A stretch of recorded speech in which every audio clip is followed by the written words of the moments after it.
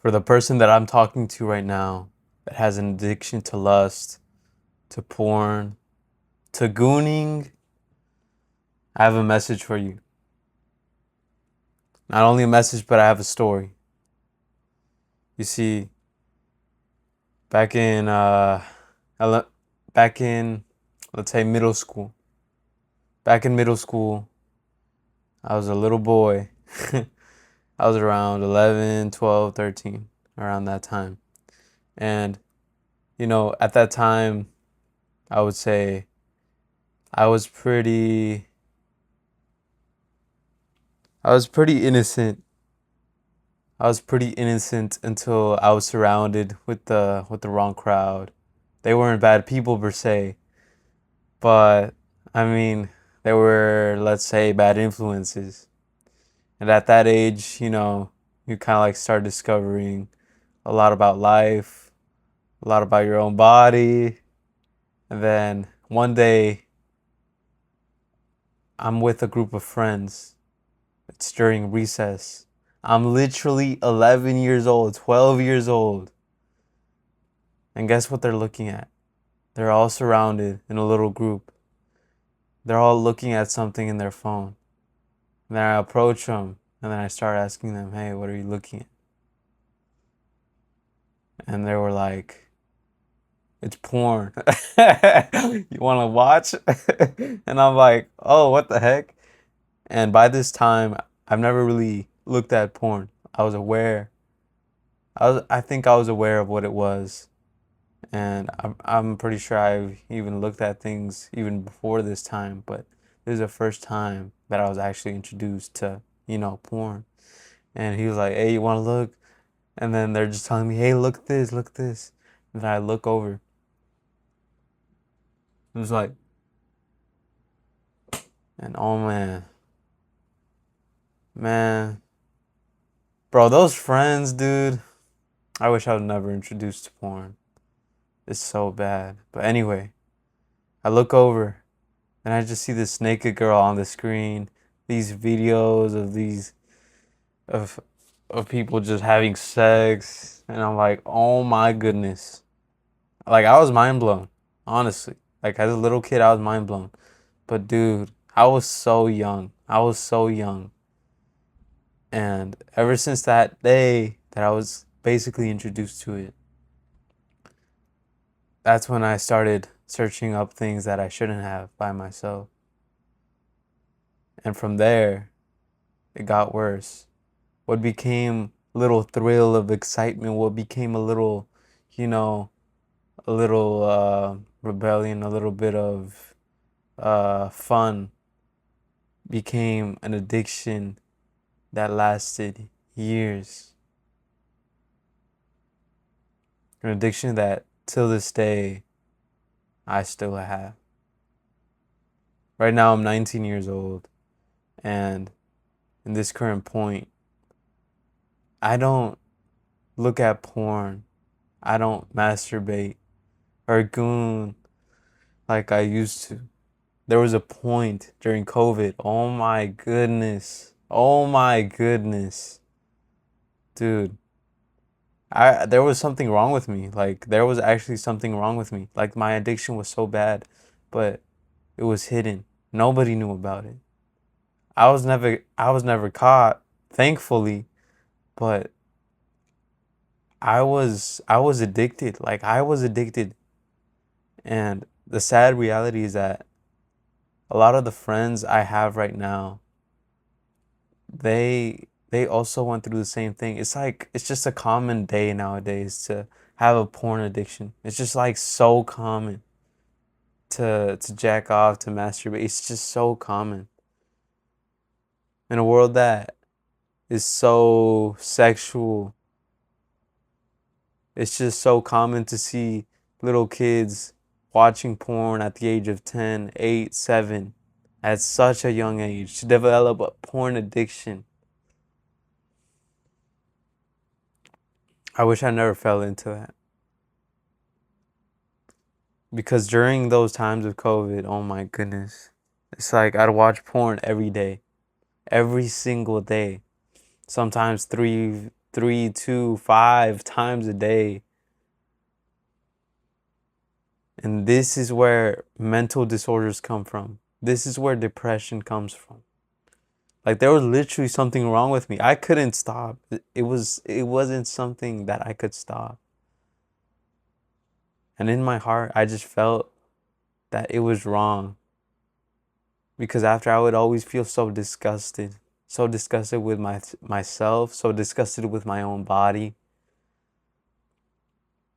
And I just felt like a surge of shame because inside I knew I shouldn't be doing this. And I just felt so miserable all the time, every time I did it, every time I looked at it. I just wanted to stop. I didn't know how to. And this continued even after COVID until I found self-improvement. One day, probably a similar video like this by a self-improvement YouTuber, I discovered self-improvement, which is basically improving oneself, uh, exercising, going on a diet, no porn, no masturbation, dopamine detox, all of these things if you've heard of it. And I went full self-improvement mode. And back then I was fat, and I mean I was fat. I was 218 pounds. That was my heaviest. My main goal was to lose weight, but I also wanted to change my life. I wanted to become confident. I wanted to I didn't really talk much. I was really quiet. I was really shy. And till this day, I still consider myself shy, maybe a little quiet, but I just wanted to increase my confidence. I wanted to stop watching porn. I wanted to lose weight. And now in 2026, I've built muscle. I've lost more than 50 pounds.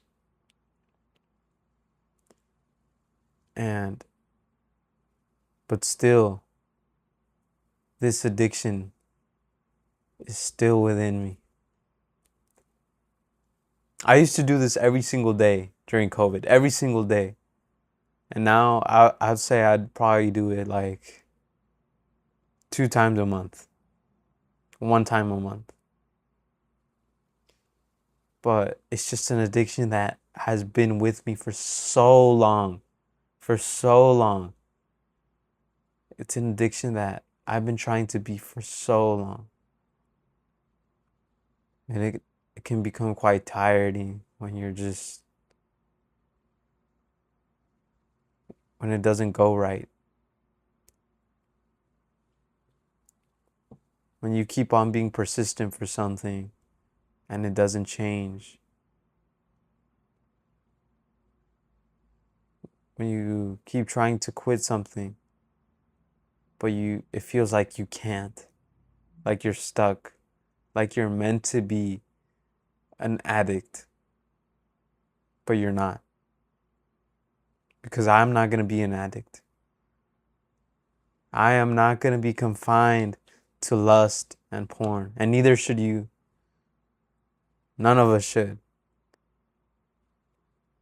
A lot of us were introduced to pornography, like sex, and all these things in the wrong way. Because through my self-improvement journey, not only did I learn how to self-improve myself, which basically helped with the porn addiction, but I was also introduced to someone. Because I met a man that promised that no matter how badly I messed up, no matter all the mistakes I did, no matter all the terrible things I thought, all the terrible things I said, that I would be loved, that I would be loved by him, and that I would be forgiven. That even if I hated myself, that even if I looked at myself with shame and disgust, even when I called myself names, called myself fat, called myself ugly, even when I called myself so many things. This man, this person looked at me, a person who brought so much pain to others, a person who made so many mistakes, a person who said so many bad things, who thought so many bad things. He was still able to forgive somebody like me.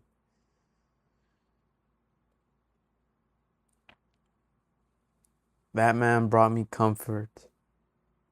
He brought me peace. But not only did he bring me peace and comfort, but he brought me salvation.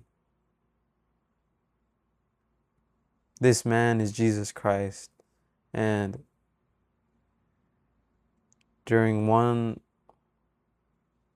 Christmas, during December, there was a point in where I had accomplished most of my goals. I lost the weight. I lost more than 50 pounds. I didn't look at porn as much. I was more productive, but for some reason, part of my heart was still empty. I don't know what it was. Like, my life was overall better. My health was better. My mental health was better, but I still felt empty. And I still remember the day when I was in my bed all day on my phone, distracted, and I felt miserable because I don't know what it was. There was still something missing. There was still something there missing. And I don't know what it was. Like, something was wrong. Like, I could feel it. Something was wrong. I don't know what it was. I couldn't explain to you what it was. And I didn't want to say I was depressed. I don't know what it was, but I was empty. And then one day when I was scrolling on YouTube, one of those days when I was scrolling on my phone, I saw somebody who was a famous streamer. They weren't Christian. They weren't a Christian. But one day they uploaded a video and they said that they had given their life to Christ. And I looked at this streamer, this YouTuber, this person, this famous celebrity, and I thought, how interesting that this person who lived a certain type of life had given his life to Christ. And through this video, I could tell in his eyes that he has changed. This wasn't the same person from previous videos. This wasn't the same person that lived the same life. There was something about this person that changed. From there, I got curious and I was like, if this person found something so great, if this person found something that calmed their spirit, brought them peace,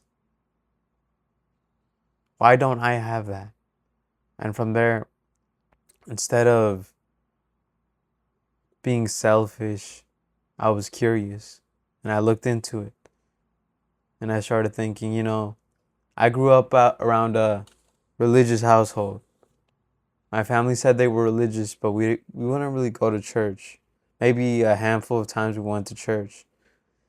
And I just thought, look at myself. I'm so miserable right now. I'm miserable right now. I feel like I literally had so much going for me, but at the same time, it felt like it was all, how do I say this? It was all, none of it mattered. My accomplishments, the things I had, none of it mattered. I was just empty.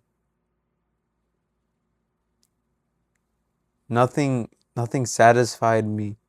I wasn't happy even with all the accomplishments, all the good things that had happened. Because I was empty and I needed something, someone that could fill that void that I had in my heart.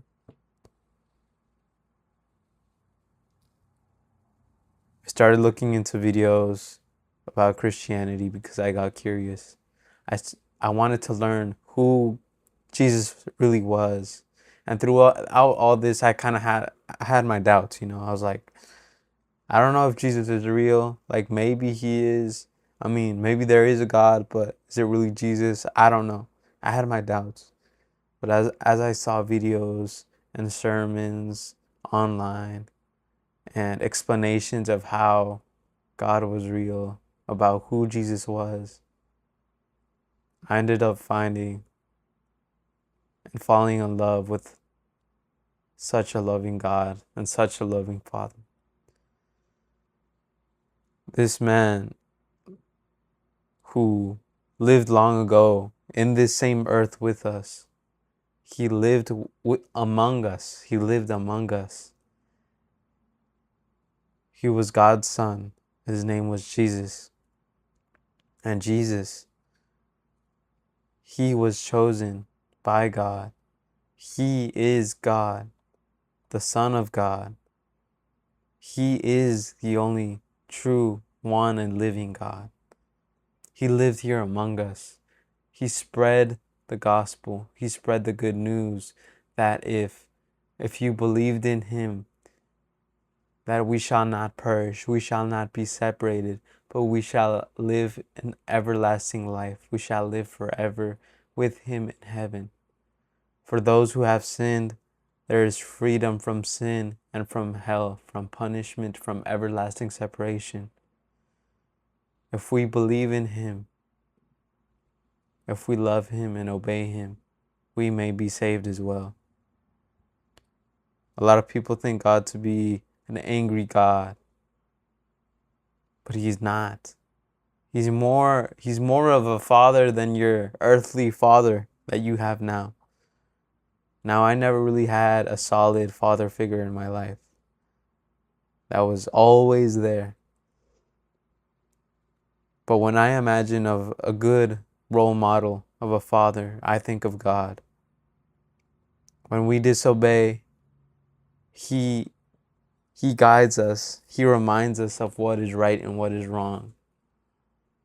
When we disobey, He teaches us. He guides us. Even if we disobey, even if we rebel, His love is so strong that no matter who we are, who we become, what we say, what we do, He will always love us. The thing is that we're the ones that choose. He gives us a free will to choose Him. We're the ones that choose. Do we want Him to be our Father? Because He wants to be your Father. But do you want Him? Do you want Him as a Father? Do you want to be with Him forever?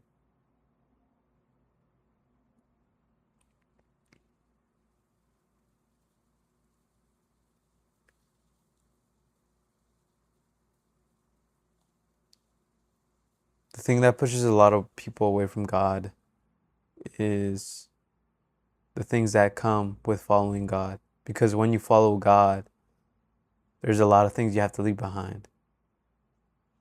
The way you used to live, the sin you bear. As a Christian now, I am trying to leave away the sin that I used to live in. I'm trying to stray away from the sin that I am in and live a holy life with God. Now we are sinners.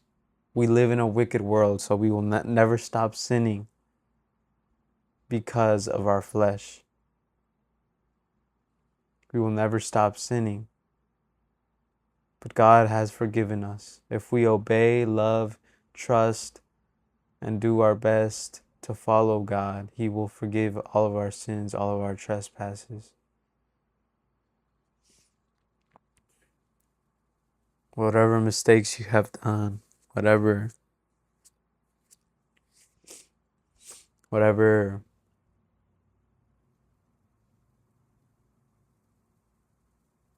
got lost in thought. But anyways, I forgot what this video is about. But anyways, basically, God is the only way. If you feel empty, it's for a reason. None of the things in this world will ever fulfill you, because none of the things in this world ever last. They have a time limit. But the only one who lasts forever, the only one who's eternal, is Christ. He is the one, He is the person that we get true fulfillment. He is literally love. He is literally love.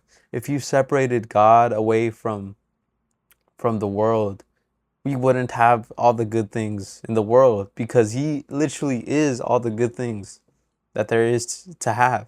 God is literally love. God is truth. God is honesty. If you took away God, it would literally be hell. That's why it says, for those who choose not to be with me, they are departed away from me forever, because they are departed away from me forever, and they will suffer, because God literally is all the good things. He is love. He is comfort. He is honesty. He is the truth. For the person that's living in lust and addiction and sin, there is a way out. And that way out is through Christ. Right now, I'm still struggling, but through Christ, He slowly sanctifies us, and He breaks our chains. He breaks our sin. He renews us. When we go to Him, we are no longer who we used to be. Even if you were the worst person in the world, even if you did the most horrible things, through Christ you are renewed. You are a brand new creation. You're a brand new person. You're no longer the same person. You are a new being.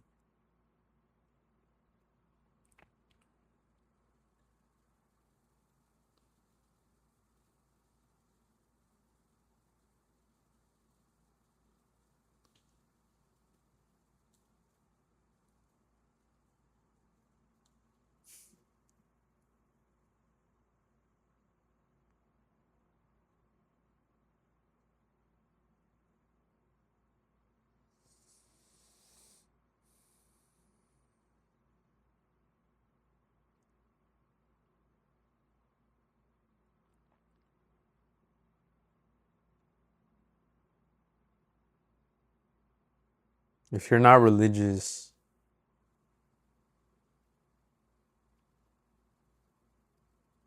if you're not religious and you don't believe in Jesus, you don't believe in Christianity, I urge you to try, to at least be curious, to at least see for yourself, to at least figure, to at least be curious, be open-minded, and actually invest some time into the Bible, into reading a Bible, into figuring out who God is. Because, I mean, what can you lose? If you are stuck, if you are lost, there is a way out with God, with Jesus. He wants to help you. He wants to be your Father. He wants to forgive you. He wants to be with you. He wants to love you. But you're the only one that can decide whether to go with Him or not.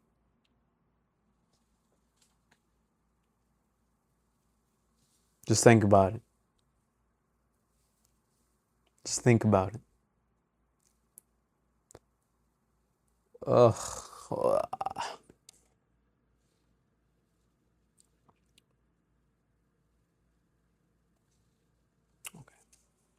I think that's it.